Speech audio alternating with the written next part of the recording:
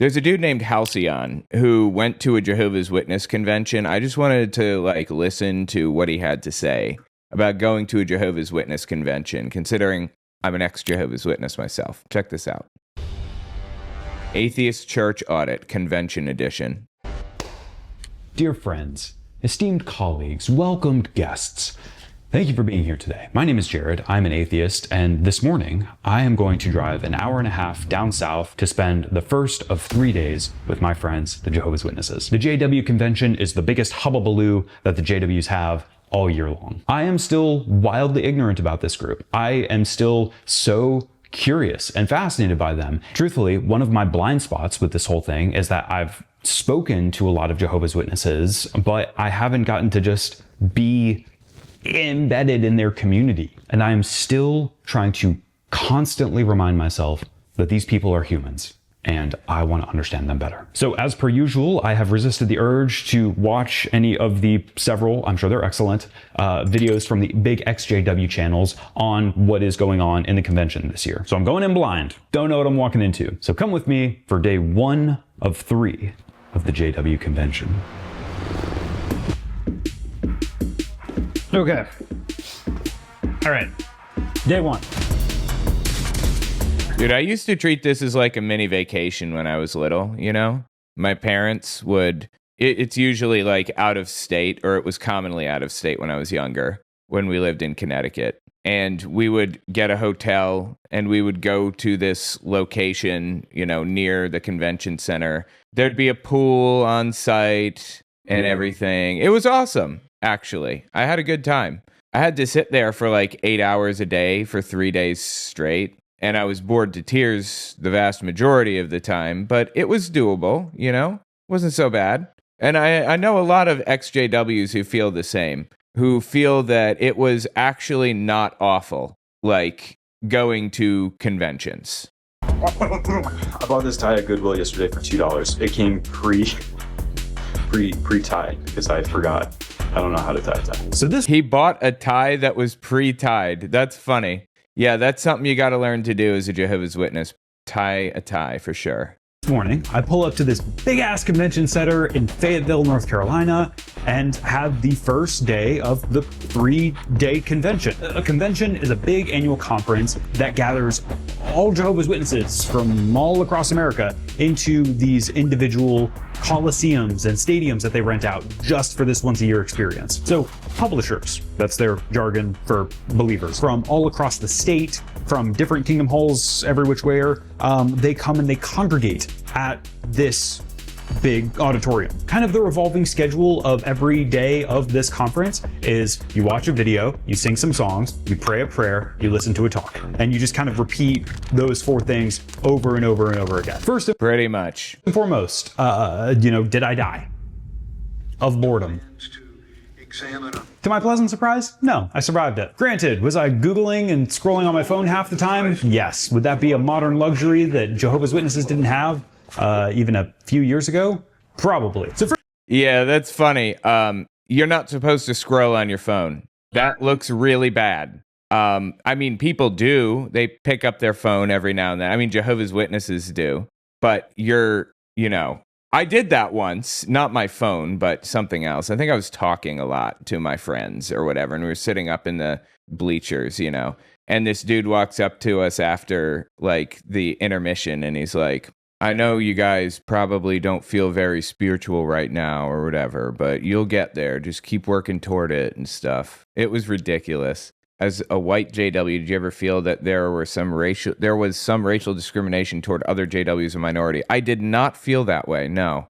I would be willing to hear people out, but uniquely, I think Jehovah's Witnesses draw the line on insider and outsider rather than black and white. And I think that's the vast majority of cases. But maybe I just didn't experience it, and that's why. Like, most religions will do that, but I don't think Jehovah's Witnesses are like that. Anyway, just a reminder, I would really appreciate it if you guys checked out my Patreon. If you're not going to donate, you don't have to, but follow me there at the very least, owenmorgan.com/Patreon. Just in case something happens with the government or whatever. It would be really good if you had some way to connect with me and my content. I'm really concerned about that. And maybe you should consider that for other creators too. First things first, if you'll recall, I did this disfellowship thing like almost a year ago now. I tried to go and see what it would be like to try to interact with other Jehovah's Witnesses as a disfellowshipped person. It was kind of stupid though, even for the ones who did, sincerely think that I was disfellowshipped. Several people pointed out that it probably wasn't a very well-rounded or meaningful experience. The hard part about being disfellowshipped is what it does to your immediate relationships. It's not totally true. Absolutely. Not the fact that the general JW community won't talk to you, it's that your mother won't talk to you. So anyway, I've, at least attempted to see what things feel like as a disfellowshipped person. I've also been love bombed like crazy. Normally when I go into a Kingdom Hall, it's like I get swarmed by people.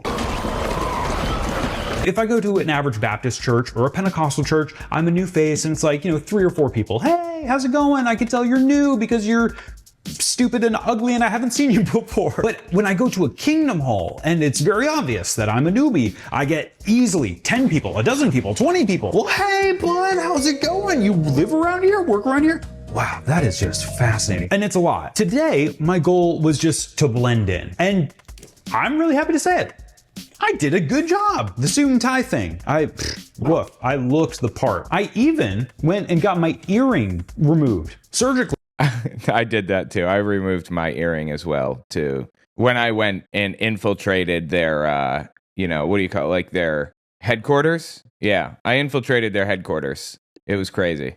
Not surgically, but yeah, I had to get it removed. And it was kind of refreshing to go and just have nobody say hello to you. I should mention this. Jake from Altworldly, he's a homie, and he's been my man in the chair for this mission. Giving me some direction and guidance. He pointed out the one fatal flaw of my getup, and that was that I didn't have a name badge. They all had a name badge, which had their name, and then this year's convention, which is... It's a good point. I wouldn't have even considered that. Shit, I would have had to sit there and think it through. Yeah, the name badge is a big fucking deal. Pure worship. And I was like, oh, I didn't have that. Shoot. And so what he pointed out is that because I looked like a Jehovah's Witness, but didn't have the name tag, that potentially people could think that I'm disfellowshipped. So maybe this was actually more of a disfellowshipping experiment. Long story short, nobody said hi to me. And I was okay with that. Thank God. Let's talk about the conference itself. First, there's a big old countdown timer. And then there's an intro video. And it's just tons and tons of diversity. There's people speaking other languages. There's, I think people are probably gonna know each other. And if they don't know you, then they're most likely not gonna say hi at these conventions. They'll strike up conversation if you're in the bathroom with them or something. But yeah. Songs in other languages. They're showing Jehovah's Witnesses from all around the globe, across multiple different continents. And literally within the intro video, there is a scene of persecution. And then it has just some random Russian Jehovah's Witness being thrown into a cop car. Yeah, well, Jehovah's Witnesses are being persecuted by Russia at this immediate moment. So that is true. That's happening. But they really lean into the persecution thing. They want people to think that they're 2 minutes away from being persecuted. You can't be up here, kitty. You're so good, though. Oh, she's so good. She's such a good kitty, right? Look at this good kitty. Big scratchable belly. Go on. They want people to think that they're 2 minutes away from being jailed in the United States. That's part of the deal. That's what they're trying to convince everybody of. And it wreaks havoc on people's mental and emotional state. This note of persecution and, feeling like an oppressed minority, the very first speaker gets up and he addresses the assembly and says something like, maybe it was difficult for you to come here today. Maybe you had to cancel work. Maybe you had to find a babysitter. Or maybe when you told people that you were coming to a JW convention, people mocked you and ridiculed you. Now when I came to a Jehovah's Witness convention, I got mocked and ridiculed. Stop being a damn fool. Yeah, man. Even the people who like me, they were like, please don't, idiot. But I want to say that and at the same time stress that it does still hurt my heart that these people feel like they will be ridiculed and mocked and persecuted. I know they really won't. People will pretty much just leave you the fuck alone and let you do your business. And this is a very Christian controlled country. Like, Christian nationalists have completely taken it over. Okay, so it would surprise me if Jehovah's Witnesses were mocked or ridiculed or whatever. I seriously deeply doubt it with everything in my heart. If they didn't just, like, if they just went about their day and ignored people and left them alone and didn't shove it in their face all the time, I doubt they would be mocked and or ridiculed. I just created a new website, firesidewatch.com. You can watch videos with friends, and everybody can play or pause the video. I made it so I could collaborate with other YouTubers, but I figured I might as well make it available to everybody. On top of that, you can add videos to the queue, upvote them, and sort by most upvoted. Give it a look, firesidewatch.com. And while you're at it, check out my Patreon, owenmorgan.com/Patreon. You can follow me there for free. That largely it is a fabrication. It is a narrative strung along by the governing body to retain its members. But at the individual level, I don't want my Jehovah's Witness friends to feel like I think that they're stupid for being a part of this, because I don't. I think that there are totally rational reasons why somebody joins a sect like this. And I will be the first person to say that this is an auditorium of largely smart and intelligent people that I'm not okay with anyone shitting on. All of the criticisms that I have about Jehovah's Witnesses are regarding their theology and regarding their structure, their hierarchical structure. But I don't have any beef with the average Jehovah's Witness, man. I know some of them, and they're wonderful. So a lot. What about the average Jehovah's Witness woman? I noticed you didn't mention them. The average Jehovah's Witness, man. I know some of them, and they're wonderful. So a lot happened today, but let's give credit where credit is due. The Jehovah's Witnesses have upped their cinematography game. I never thought it would happen, but yeah, they built a whole media center actually not too long ago. I think it finished in 2025, maybe. And right when they finished building the media center, AI came out, and then they started using AI. So the JWs are given the chosen a run for their money. The new videos that they're pumping out, I don't know if it's a movie or a multi-part series or what, but it's called The Good News According to Jesus. And I have some issues with it, but I want to praise it first. The sets on this, the color grade, the editing is really good. When Satan tempts Jesus, I'm sure that like the ex-JW community is just like laughing hysterically at this. This devil is the Temu version of the most generic version of the devil you've ever seen. For me, I can appreciate, they probably can't make Satan as like grungy as they want him to because there's kids in the room, but I thought it was a cool enough depiction. And then when Satan takes Jesus and shows him the kingdoms of the earth and says, hey, if you bow down to me, I'll give you all this, that looked like Marvel level movie. I mean, it was really top tier. So it's very beautiful cinematography, but it's too damn polished, and it really irks me. Their entire Jesus movie is dripping with the new personality and the dude, I should watch that. Their new Jesus thing sounds interesting. new personality, for those of you who are outsiders, is essentially this vibe that you're supposed to put on and act as when you are a converted Jehovah's Witness. And all of the characters. Yeah, this is literally like one of the qualities of a cult that you put on the new personality, that they try to create a new personality in you. It couldn't be more on the nose. They also call it the Christian personality, quote unquote. Present in the Jesus movie are draped in this veneer, and the new personality is quintessentially clammy, awkward, and polite. And so it was especially jarring seeing John the Baptist depicted in the new personality. And it rubs me the wrong way so hard because John the Baptist is like one of my favorite characters in the Bible. That's really interesting. Honestly, I don't know enough about John the Baptist to give a fuck about the guy. You know more than me about John the Baptist, I would be willing to bet. But yeah, they always portray Jehovah's Witnesses and everybody, honestly, as having this weird personality. It is definitely bizarre. I will give him that for sure. Foremost, he's a white guy. And for like the most religiously diverse group in America, you'd think that they could find somebody who actually looks the part. But outside of that, it's not just that he's like a white guy, it's like, oh, this is Josh. Josh from suburbia. It's that guy. He's perfect teeth, perfect smile. He's just, calm, collected, composed, and sexy for Jesus. And when he talks very articulately and calmly and politely. I'm a voice. Yeah, dude, that is a dead ringer for the Christian or for the new personality. Absolutely. It's weird. Of someone crying out in the wilderness. Make the way of Jehovah straight. And it's like John the Baptist, as a figure in the Bible, is the one who's supposed to shake up religiosity. And was also incapable of pronouncing the letter J, because the letter J did not exist until the 1500s, I believe. I forget exactly. Yeah, the 1400s. He's supposed to shake up religious sensibilities. He's a big middle finger to King Herod. And so it's almost like comedic, like how put together this guy is. In the Gospels, he goes around in a, robe made of camel's hair and a leather belt. He's like going around and eating bugs and, sticking his hand in wild beehives. Like he's a fucking lunatic. And in the movie, they're sticking his hand in wild beehives? I have not heard that one. That's wild, dude. Depiction of him is just like he's almost like eating a Lunchable. Like he pulls the honey out of like a little clay jar and it's just like girl dinner.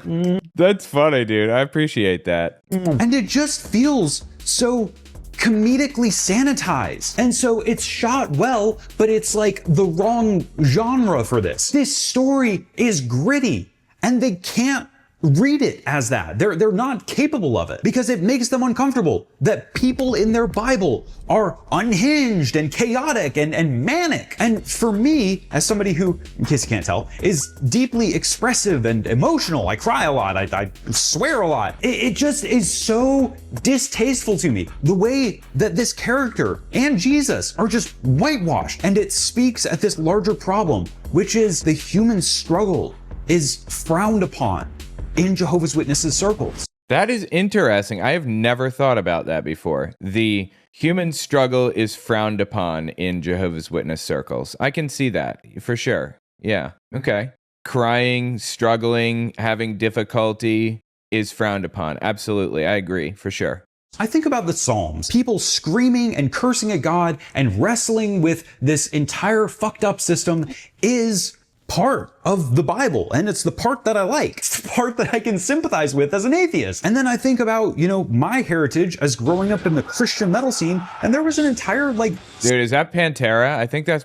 Wait, no, that's not Pantera. Who is that Skillet? subgenre of songs in that scene where it was like, hey guys, just be honest. Just say, God, I'm doubting you right now. I'm struggling. I'm crying. I don't know if any of this crap is real anymore. And even then, more humanly, man, like what the hell do you do when your pastor fails and fucks up? And he's listed as living on locusts and honey. Okay, I don't remember that for some reason from the Bible. John the Baptist. Interesting. Has sex with his secretary. You're sorry, wait a minute. I missed it. We got to step back for that one. One more time.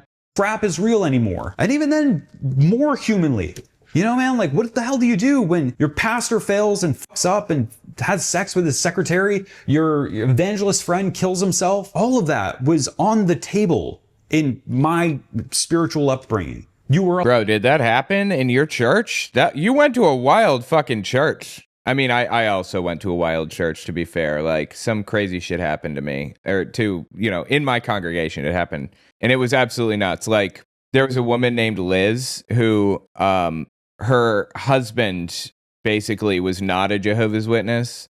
And he cheated on her. And, it's like, I think she joined after marrying him or whatever. And to get back at him, she cheated on him too, right back. Got disfellowshipped, came to the Kingdom Hall for 6 months straight, shunned in the corner, got reinstated. But I guess it was worth it in her mind. That's wild.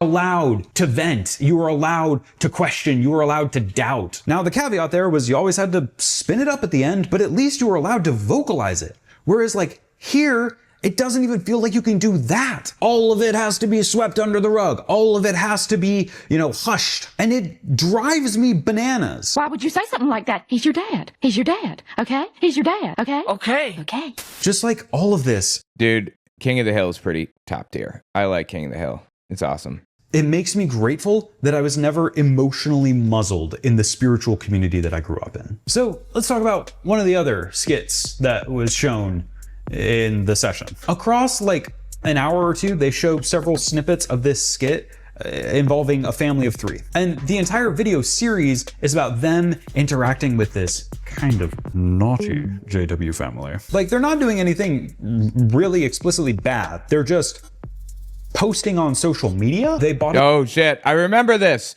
The dude in the background there is like an apostate in disguise or whatever.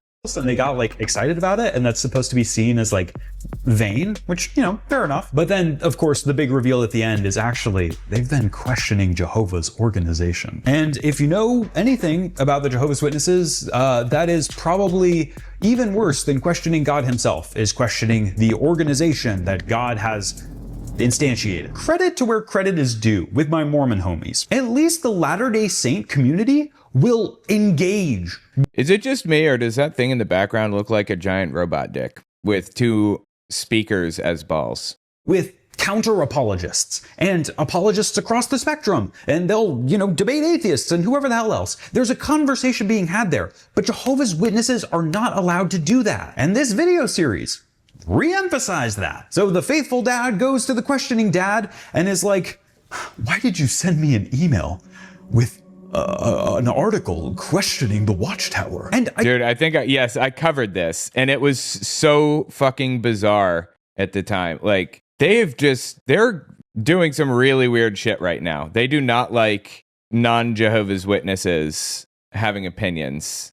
I kid you not, in this skit, he basically says like, well, I think that you really need to talk to your elders. You need help. Wow.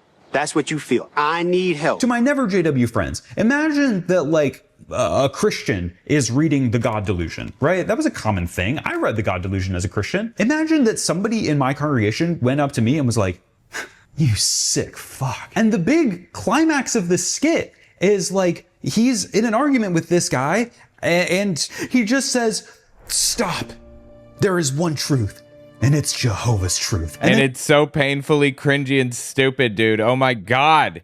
He turns around, walks away, gets in his car and slams the door. And the guy's still like talking at him. He's like, why haven't you read this article? And like the big epic mic drop, the big like heroic moment is the main character leaving the conversation. And that's seen as brave and heroic and it kills me. And so I don't know if you'll Yes, it is so goddamn cringy, dude. OMG. recall the very first time that I went to a Kingdom Hall, they had a service, and in the Watchtower magazine, it showed pictures of what to do when you come across critical JW testimonials or pamphlets or emails or whatever. And what is the protocol when you come across any ideas that are contrary to your worldview? You tear them up, you shred them, you burn it, you walk away, slam the door, you get out of there. And it kills me that the governing body thinks the average members are that fickle. That was literally one of the lines. He says to the guy who's questioning and reading, you know, JW critical articles, you need help. You need to talk with your elders because you need help. And if you don't speak to them, I will. There is no other domain of knowledge that's that fickle and fragile and afraid of criticism. Can you? 100%. It is so cringy, dude. Like, everything about it is so cringy. I remember these videos. I covered them when they came out. Imagine if like scientists in a lab hold a shtick like that. Like you have two biologists in a lab and one of them's like, hey Jim, those tablets of acid that we gave those mice, apparently that might not be good for them according to the data. And the other guy's like, and this theme of running away from people with criticisms felt like reinforced by the hymn that they sung afterwards. The song is called Walking in Integrity, and one of the verses goes, I do not sit with wicked men of lies. I hate the company of those who truth despise. Jehovah, please don't take away my life with men who take delight in bribery and strife. So, yes, not only do they have a persecution complex, they are also obviously about how evil everybody but they are, right? thrilled not over the moon about any of this, but I do still want to end on a good note, want to end on a high note. The one consistent thing that I do have to, give kudos to Jehovah's Witnesses for is family. I saw like 3 sisters in front of me, all, really sincerely holding hands during the prayers. Yeah, they are very good at building, building community, but they force you to be a part of the community. And if you leave, then you're fucked.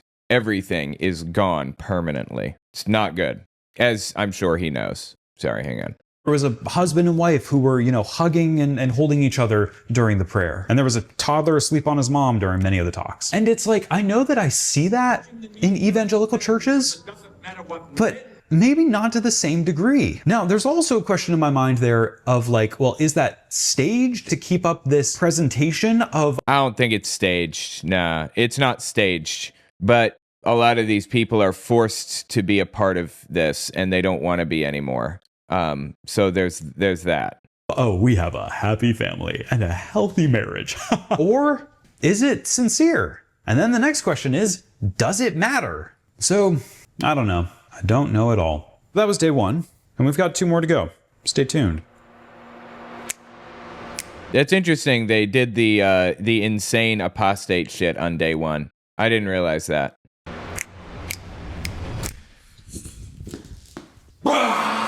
He's got an interesting, editing style. I appreciate it.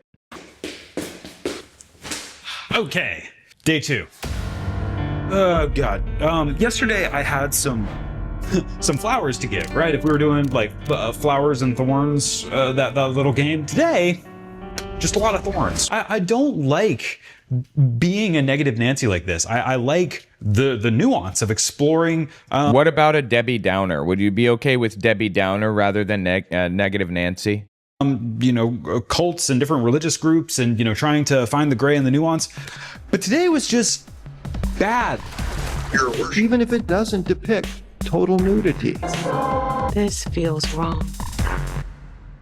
Yesterday, I praised the Jehovah's Witness team, the team over at Bethel, the team at the Watchtower for making, cool Jesus videos, right? Super dope in some respects, though clammy in others. Today, the drop in quality was pretty substantive. It didn't look any worse, but the quality, the content was pretty lame. The part that still kind of irks me is that John the Baptist is still just such a pushover. There's the scene where he's like, I'm the voice of one crying out in the wilderness. Oh, woo. But then the part that made me actually upset. Ooh, woo, huh? Okay. Was the part of Jesus going into the temple and flipping over the tables of the money changers. And he is such a pansy. They took the most badass story in the New Testament and they watered it down and made it so ineffective and impotent. Guys, stop. Stop turning my father's house into a den of thieves. Full disclaimer, That's funny. I appreciate that. Exaggerating a little bit, but again, in the context of the subsequent talks of this thing, that's what it feels like. Like, he's just such a milquetoast character in this. If he screams in lowercase, and he's just this watered down character because Jesus, in the Jehovah's Witness imagination, has to be a representative, an exemplar of the new personality. And so a Jesus who is a rabble-rouser, a Jesus who is livid, a Jesus who is frustrated and bitter, that doesn't compute in their theology. So they whitewash him and sanitize him and castrate him. So I'll circle back to this.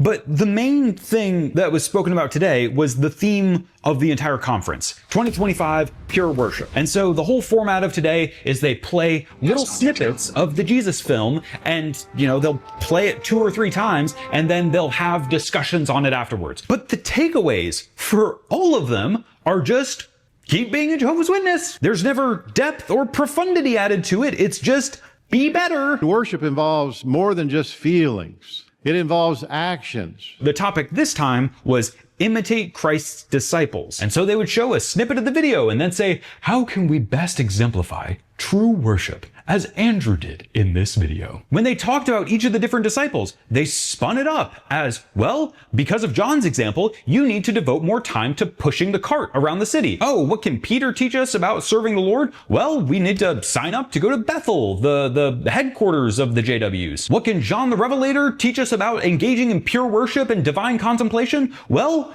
he can show us how to not go to college. So yeah, it's always some message, some not so subtle message. We can have more time to devote to our local kingdom hall. Because to Jehovah's Witnesses, worship is following Bible principles. It's doing the right thing. There is no adoration. There is no divine contemplation. There is no weeping as you think about the wounds of Christ, or, joy and divine ecstasy as you contemplate the divine logos, or anything wonderful and beautiful. None of that is there. The only way to show Jehovah that you love him is to shut up, sit down, and get back to work. JW theology feels borderline atheistic because of how little of a role Jehovah takes in it. That might sound like really surprising, but to a former Pentecostal, it's like he's just an afterthought. He's not the reason for any of this.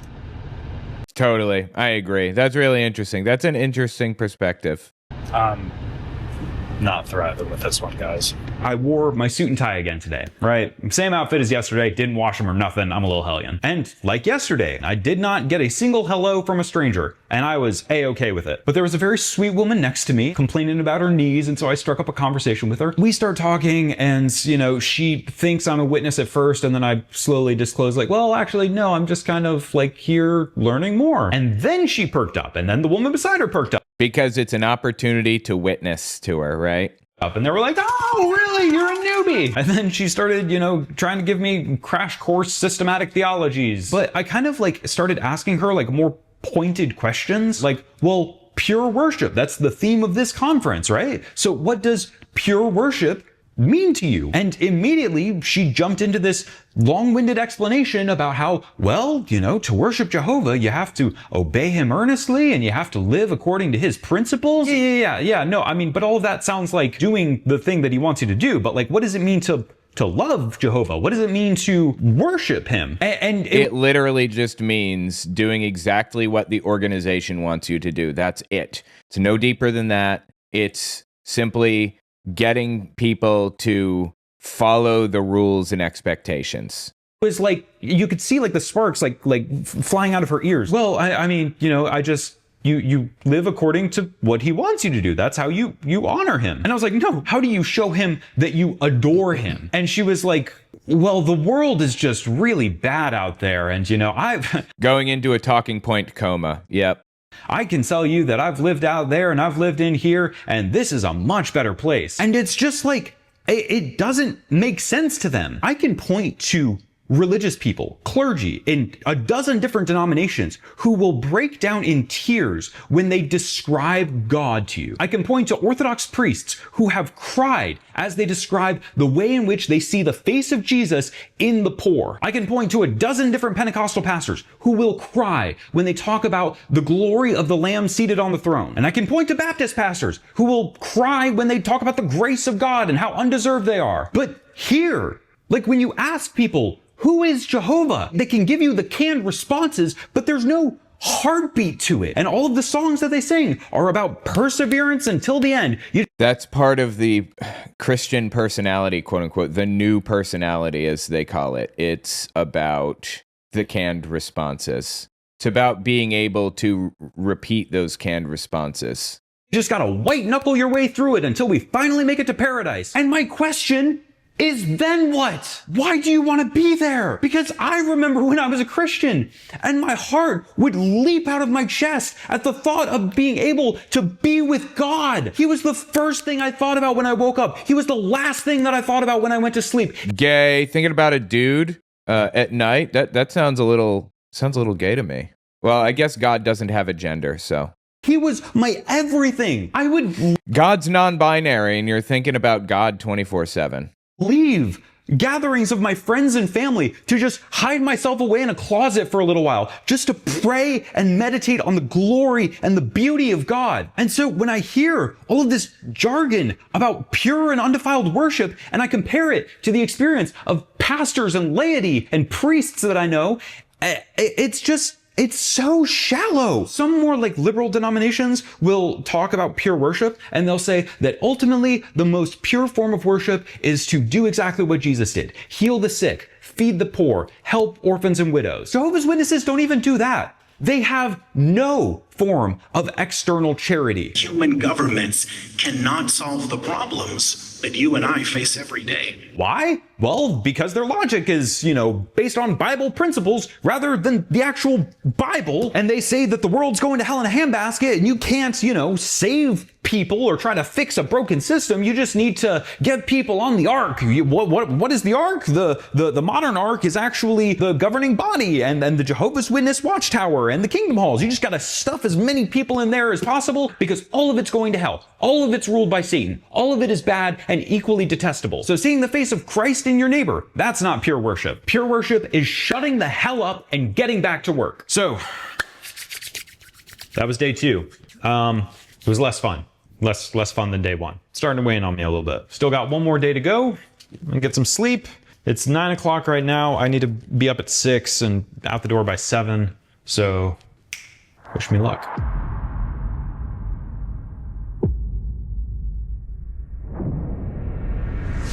It seriously sucks to be a Jehovah's Witness. Like, it's constant shit that you have to do. Constant shit you're thinking about. You can't have a single day of peace. Day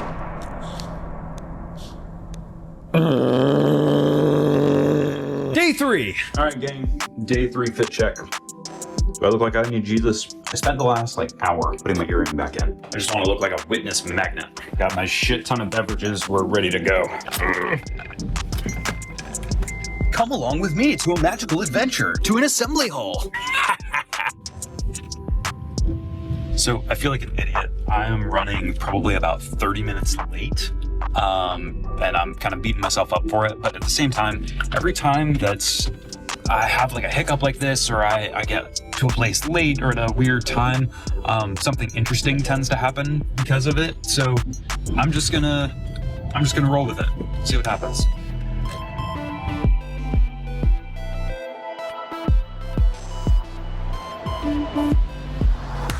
I did it. I made it. I survived. I survived all 3 days of the Jehovah's Witness conference. I am proud of myself. I feel like I deserve an Olympic medal. So I'm going to say this. This was by far my least favorite and most favorite day of the convention so far. Least favorite in that the actual convention itself was the most vapid, had the least amount of substance. It highlighted. It's interesting because it used to be my favorite day back in the day. I loved going to the last day of the convention because it was I believe it was the drama was what that day was. Each day would have something different. So Friday was usually just kind of getting there, getting to swim in the pool, stuff like that. Saturday was the baptisms, and then Sunday was the drama where they would stage a play or whatever. That was pretty entertaining, in one man's humble opinion. All of the worst aspects of this sect. But then it was also the best part of the convention for me because I had some of the most human interactions during this time, during the whole 3 days. I was running late and I was wearing, very obviously not Jehovah's Witness attire. And due to those things operating in conjunction, I was stopped at the door by a very nice greeter. And this greeter saw me, welcomed me, and then asked if I needed help finding a seat. And I said, yeah, of course. So we're walking, we're talking, and he discovers that I'm not a Jehovah's Witness. And I just found out about this online. And his face lit up like a Christmas tree. Because you're an opportunity. You're a mark, is why. You're a mark. Which is really sad when you think about it. That's how they view things, was so excited and he was so warm about it. And I'll come back to my encounter with this gentleman later on because it'll be more significant later on. But let's talk about the conference itself first. So today, I not only wore street attire, but I went to an entirely different place for this day of the convention. Today was done in an assembly hall, the greatest architectural marvel of the 21st century. If I could get rid of malaria-carrying mosquitoes, or the Kingdom Hall buildings, not the people, just the buildings, I'd probably pick the buildings, just based on how annoyed I am by them. But then the Assembly Hall, it's like the final boss of Kingdom Halls. There were 1,700 people stuffed into this place, and there's nothing to look at. There's nothing to distract you, which is exactly what they want. They want all eyes forward. So in addition to the Assembly Hall being the ugliest building in existence, the videos today were worse. Any of the compliments that I had about the Jesus film in the first day of this event have kind of sizzled out by now. Any of the creative effort and oomph that they put into this has largely just kind of tapered off at this point. But then in addition to them being worse, they don't even turn off the god-awful fluorescent lighting during the videos. It's painful. So one of the first videos of the day, I didn't think about it. Interesting. Is, this young high schooler talking about how some other girl in her class has a crush on a girl. Started to tell me that she's actually interested in a girl.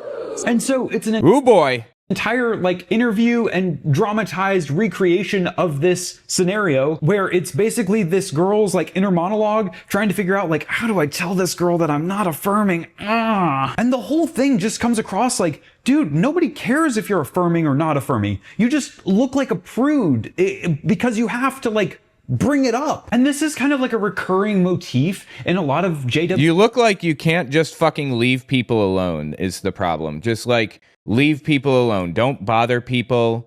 Get on with your own fucking life and whatever you have going on, and I will leave you alone and you can leave me alone. That's my philosophy behind it. But Jehovah's Witnesses don't seem to, get that. That is the hardest battle that I will fight in this game, in one man's humble opinion. This one is no cakewalk, if you will, but that one was definitely the hardest, in my opinion.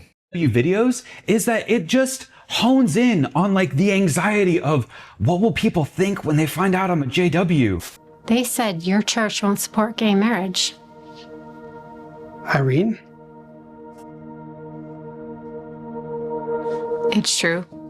As Jehovah's Witnesses, we hold to the Bible standard on marriage. Oh my God, dude. I've said this before. I'm not going to go through the whole thing all over again, but Jehovah's Witnesses refuse to, they cherry pick. They like to cherry pick the verses. In reality, the Old Testament is pretty much the only place in the Bible that you can look to get negative things about.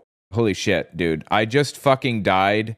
This is the easy one. Now I have to do the hard one again. That sucks. The Old Testament's really the only place where the Bible is negative about gay people to any degree. And we don't really follow the old law anymore, right? Anyway, the one place it talks about it in the New Testament, even a little bit, is in Romans 1:28. And it wasn't even talking about being gay in Romans 1:28. It was talking about idolatry. But, people, I guess, don't care about nuance or details, so whatever. Oh. Which is only between a man and a woman. And we remain politically neutral. That's such ignorant thinking. Or it's all about people being bullied for not saying the Pledge of Allegiance or not taking a blood transfusion. And so they present all these scenarios and they present the people who have to have these awkward discussions as martyrs. And then after the videos, there will be commentary given on the videos. So the advice that was given after this video was, well, we always need to be ready to, give an account of what we believe and, be able to explain to people why we think the way that we do, and be ready to pull up the Bible principle, the chapter and verse that explains exactly where we get this theology from. But then there's a huge asterisk given every single time that I've heard this. And that is, if people get confrontational, walk away. If people challenge your beliefs, walk away. If people criticize you and say, hey, I don't think that that's a good reason to believe that, just leave the conversation. Peace out. Dip. Stop. There's only one truth, and it comes from Jehovah. You need to think for yourself. So the other thing that they can't deal with people thinking for themselves, for real. It's sad. Do at these conferences is they'll keep replaying the same clips of these videos that they've shown in order to like stress a point. So they'll show another clip of the Jesus movie or another clip of this skit that was shown 2 days ago in order to have another talk that reinforces the point demonstrated by the clip of that video. And I'm glad that they did this because I missed this on the first go around. You remember the skit with the family that I was talking about? The mom with cancer? I just didn't pick this up on the first go around. The arc of the mother's story is that she is encouraged by a friend to take to social media and express her opinions on, what it's like having. Yep. Even when you have cancer, you should be out there trying to cram Jehovah down people's throats. Absolutely. That's the message here. Cancer, cataloging her experience going through chemo. If people could hear your truth, you would be an encouragement to so many people. And maybe it's a good idea, maybe it's not. Maybe it could feel really cathartic, maybe it could, inspire other people to be encouraged, or maybe it makes... They're using people emotionally. They're using them. They're pushing them to benefit the organization in some way, even when they have cancer, and they want to use the cancer diagnosis against people. Like, it's seriously disgusting. Makes you hyperfixate on it, and that's the reason to not do something like that. But the reason why that skit is shown is because they want to stress that, well, no, it's sinful to do something like that because it's vain. Updating friends and family is one thing, but this feels wrong. It's vain to tell the internet that you're dying of cancer. You want to tell other leukemia patients what it's like to go through your first round of chemo? Wow, way to be selfish, Jessica. That's kind of funny. I didn't think about it. No matter what I'm going through, I need to focus on what Jehovah promises and not bring unnecessary attention to myself. It's just so insane. And again, with this... Wait, so they're saying that she shouldn't be talking about her cancer diagnosis on the internet because it's all about you. And you can do it if it's all about Jehovah's Witnesses, the organization. But you shouldn't be doing it if you're like going on groups talking about how hard it is. Is that what they're saying? I think that's what they're saying. Your worship, it is not about, falling to your knees and thanking God in sincerity and, getting caught up in the spirit or anything that I'm used to as a former Pentecostal. It is about purging the most minuscule acts of sin, which are often just humanity from your life. Another video that they show is the story of Jesus meeting the Samaritan woman at the well. This is the famous passage where Jesus says to the Samaritan woman, "You do not worship what you know, we worship what we know because salvation comes from the Jews." And then afterwards, there's a talk called... Isn't this the one about about Jesus, like, talking to people who he shouldn't be talking to? And the whole point was like, don't shun. That was like the entire point of that whole story, right? And how are they going to twist this to be beneficial to Jehovah's Witnesses? Exactly, I wonder. Do you worship what you know? The entire talk is about better knowing Jehovah through better knowing the Watchtower and better studying the Bible the exact way that the Jehovah's Witnesses do. So they'll say things like, why not examine the Bible for yourself? And it always makes me laugh whenever any group or sect or denomination says that. Just like, well, we just read the Bible exactly as it's printed. Oh, well, thank goodness there's no ambiguous or controversial passages in the Bible. Thank goodness that there's no two documents in the Bible that, look like they disagree with each other and have to be squared in some way. He's got James and Galatians. I think he's talking about faith without works is dead, or salvation is attained through grace and grace alone, so no man can boast. I think that's what he's talking about. That's probably the most famous contradiction, but there are a lot of contradictions, dude. And I've talked about the contradictions before as well, but it is toasty as a motherfucker up in this piece. owenmorgan.com/bibviz. Bible visualization. These are all the contradictions. It's insane. Hold on, let me turn my heater down. What kind of animals may we eat? Recipe for the new moon sacrifice is different between Numbers and Ezekiel. Should we rend our clothes? Let's see. Is it okay to steal? What is in the Ark of the Covenant? When did Solomon's reign begin? Who's the most blessed woman? How long was the Ark of the Covenant at Abinadab's house? How should non-believers be treated? In Deuteronomy 13, it says, kill them. In 2 Corinthians, it says, no. In 1 Corinthians, it says, shun them. 2 Corinthians, it says, do not shun them. Love and be kind to them. Leviticus says, love and be kind to them. Matthew, Mark, Luke, Romans, Galatians. So anyway, there are contradictions all through it, is the ultimate point here. Way or fashion. I've done everything the Bible says, even the stuff that contradicts the other stuff. They like perfect. I remember that episode. I don't watch The Simpsons. I haven't watched it since I was like 10 or even younger than that. But I remember that episode. That's really funny. They tee it up for themselves and they'll say, well, you see all these other religions and denominations in the world. Certainly we can all agree that they can't all be true. We should read the Bible for ourselves to see which one is true. And then they just assert that they are the only ones who are correctly reading the text. And so that's true. They absolutely. Witnesses will train themselves and say like, well, here, I will read this verse to you. I'll even use your King James Bible. I won't even touch my New World Translation version, but it's all theater because every single one of them have been theologically coached in how to go from point A to point B in their theological calculus. And so they'll tell you, well, just read the Bible for yourself. But that's code for sit down with a trained Jehovah's Witness publisher and read it alongside them so that they can decode it for you. But just with the wave of a hand, they just assume that like every other sect out there is doing it wrong or improperly. And this false dichotomy that they showcase is just so apparent in all of the talks and all of the videos that there are only good people inside the kingdom halls and only bad people in the world. It's the most glaring us versus them mentality I have ever seen. This whole it's painful. Absolutely. I agree.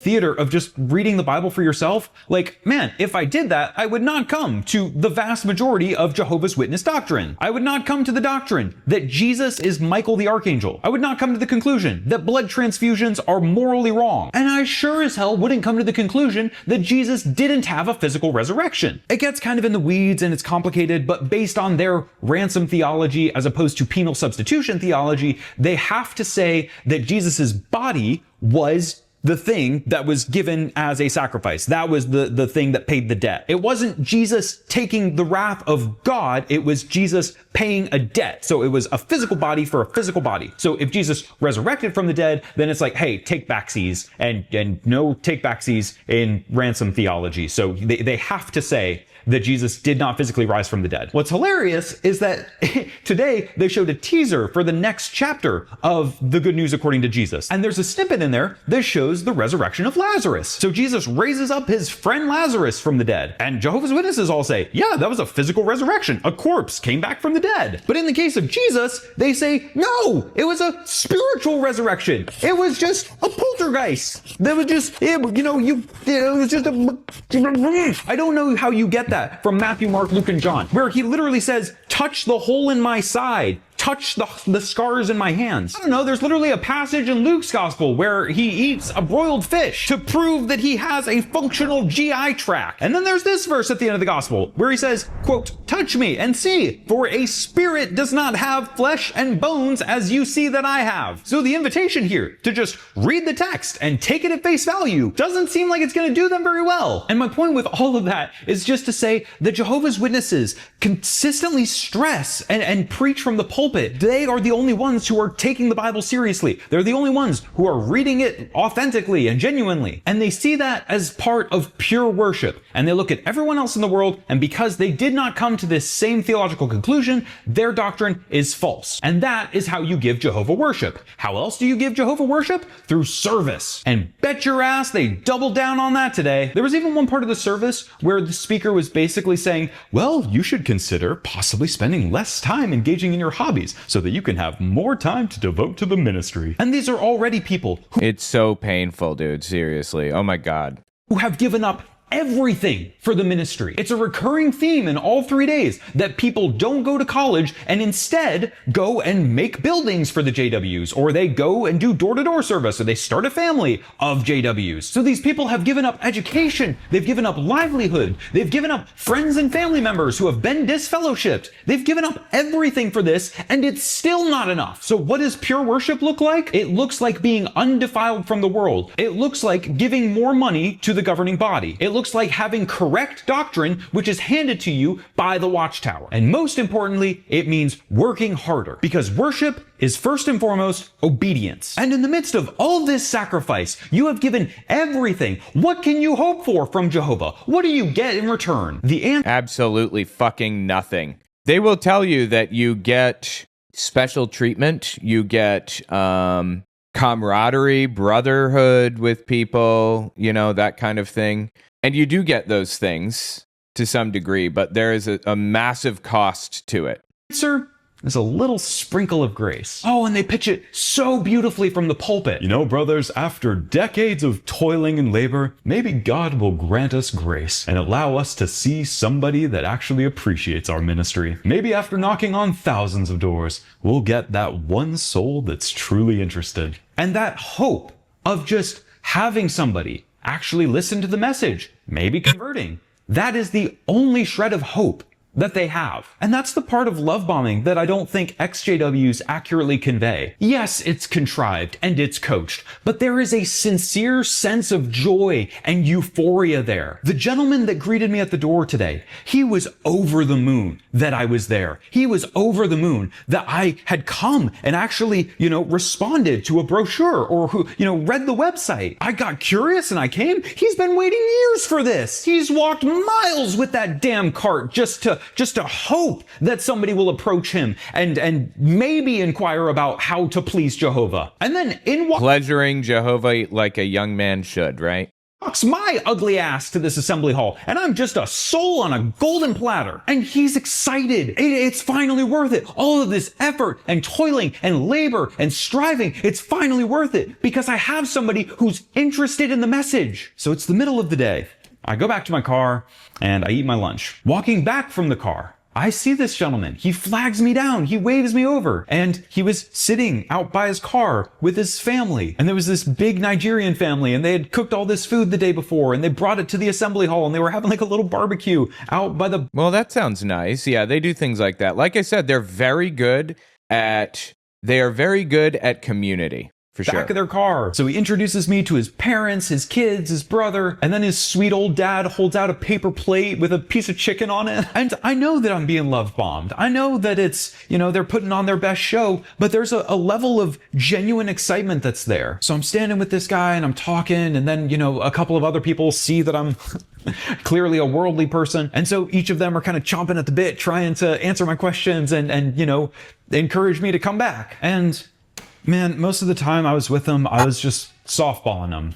I was genuinely trying to better understand their doctrines, what they think of the afterlife, what they think of the apocalypse, and it was a nice conversation. And so as I was just sitting, leaning up against the car, talking to this guy and his family, it broke me because I can look at some of the worst theology and life advice that I've ever seen, and then I have to reckon with the lived experience of this guy and contextualize my hatred for this theological system and find a way to articulate it and apply it to his individual case. And he's got family and extended family who have come from Nigeria to the US. And let's just say that I pulled him aside and I gave him a stern talking to. I showed him all of my videos. I showed him all the CSA cases and I showed him, Wow, that's interesting. So he chose to reverse witness to this guy. That is very interesting to me.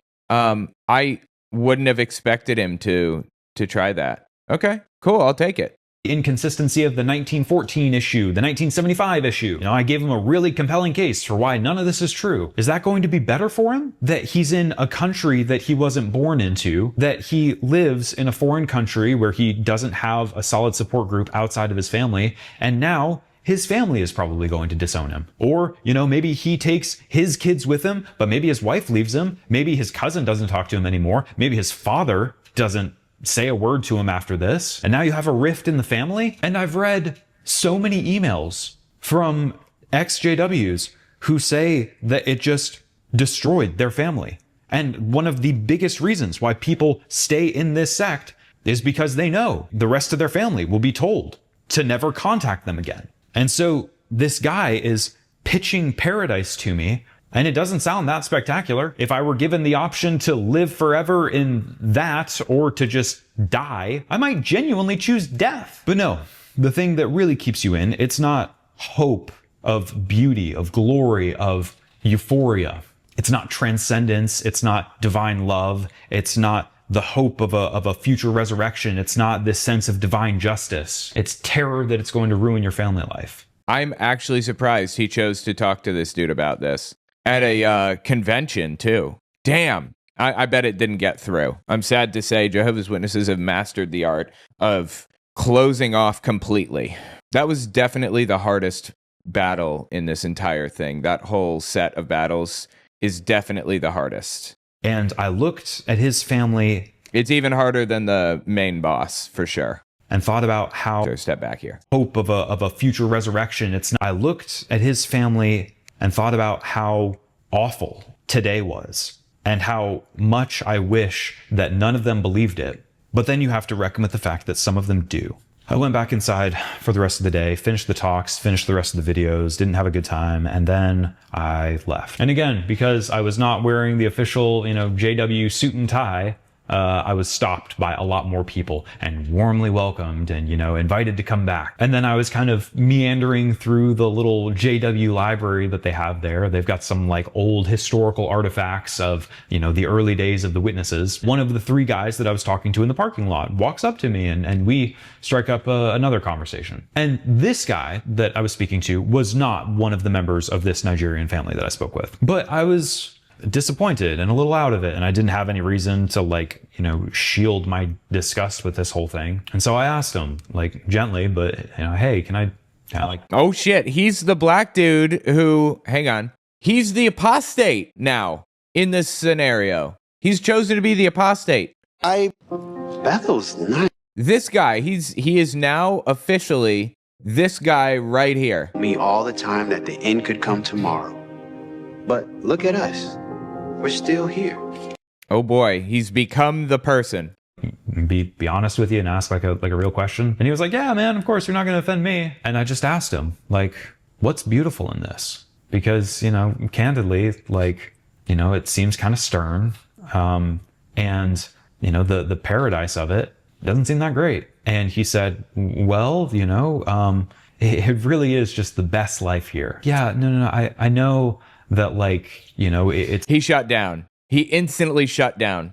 It really is just the best life here is code for I'm in Jehovah's Witness mode now, and there is nothing that's going to pierce this thick skull.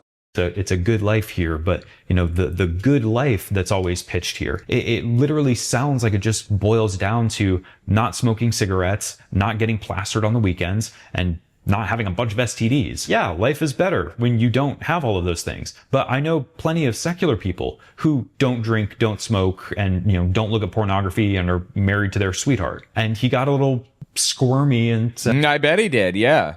Said well, man, it's selfishly, it's I do it for me. He said, this is really good for me. And I told him, it's really not, is the problem. It's really not. Man, I'm so happy for you.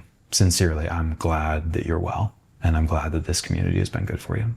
It hasn't been good for you, okay? It's not good for people to be controlled like this to this degree. It's just not. You may feel that you're happy in the moment, but I promise you, when you get out and realize what they did to you, your fury will not be quelled.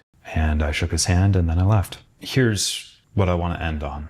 After 3 days, after a total of 24 hours spent with the Jehovah's Witnesses at one of their conventions. God damn, 24 hours. I thought it was 8 hours a day. So I think it's 9 to 3 p.m. and they do an hour for lunch. You probably, it's an hour, I think. So you probably hang out with them for that hour as well. Travel time, I guess hanging out after the fact. Takeaway. The theology of the Watchtower is a parasite. It leeches off of your social networks, the community that you have with your family who are also in the JW organization. It sucks the blood out of spirituality itself. And for a large majority of these people, I don't desire for them to become non-religious. I don't want them to stop reading the Bible. I don't want them to stop going to a religious service every week. I want them to have the freedom of conscience to do what they think is right. But I mean, I want them to have that freedom, but I would love for them to not be a part of this anymore. I don't want them to continue. I don't want to stop them.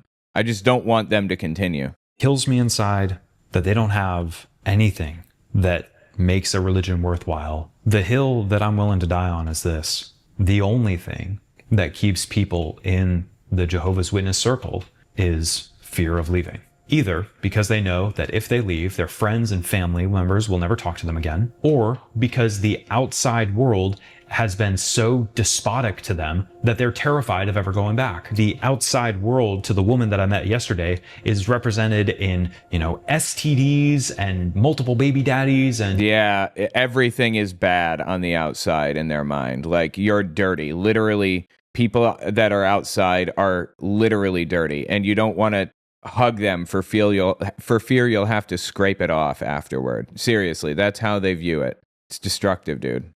People selling crack on the streets, and she is terrified of that world. And so she sits in her seat in the convention. She looks forward, labor and sacrifice and finger wagging from the elders, pressure and backbiting, ring another doorbell, give away another pamphlet, shut up, hunker down. And that's her life. Dude, I love this dude's editing. Seriously, it's so good.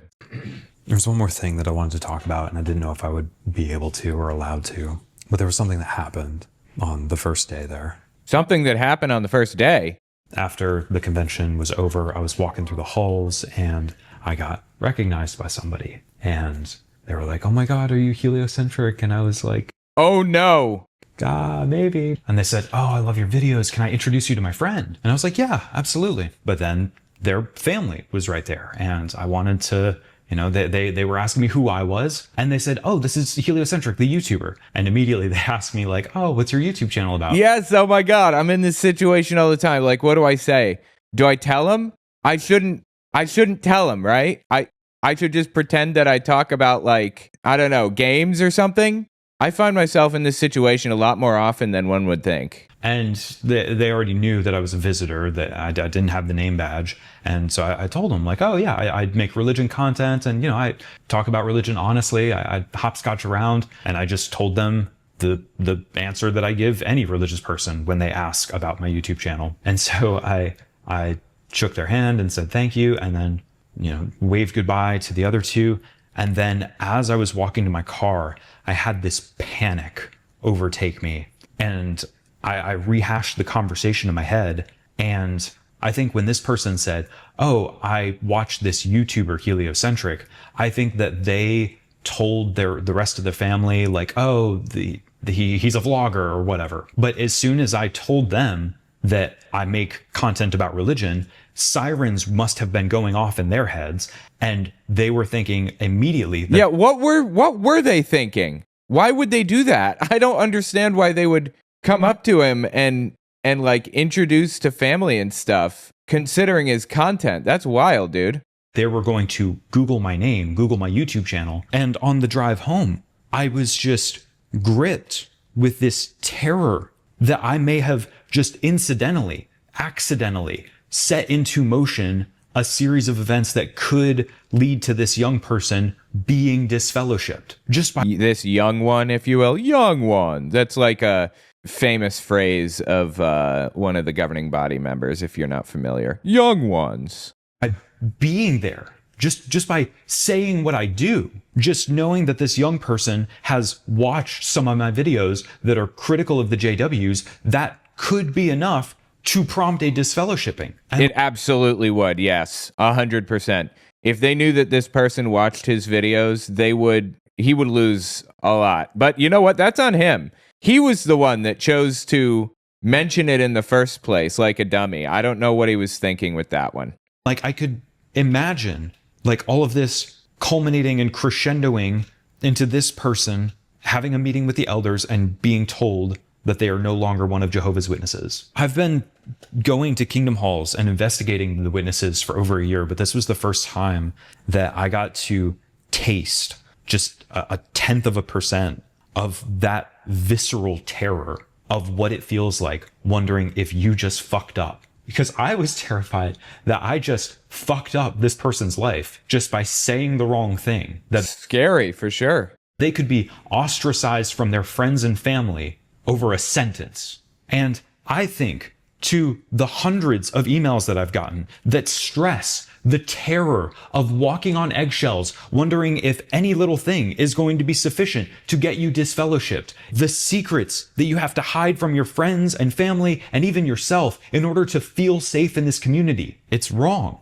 All of it's wrong. So I'm sorry there's not some big gag at the end of this, man. Well, I laughed at the end. Thank you for that. No, it's pretty hard. It sucks. 100%. Young Juan. Anyway, the point is, it's destructive as it gets. It's wrong. I'm just grieved. Every chance you get, man, to, give a witness a water bottle or to, be there for them if they're struggling or help them out financially or whatever the hell. Kindness like that goes a long way. And for those of you who are new, I'll say my tagline. I'm Jared. I'm an atheist. Go to church. And, part of my hope for that is that I hope that the more people who go to Kingdom Halls and smile and are polite and ask sincere questions, they're not combative, they're not argumentative, they're just earnest and trying to understand better. I hope that will go a long way in allowing some people to wake up. Well, one step at a time. I think the most important thing is pushing against Christian nationalism right now. I think that should be at the very top of the list because Christian nationalists are wreaking havoc on everything at the moment. But as I always say, do your best, don't worry about the rest. Anyway, that was interesting. Tell me what you think in the comments.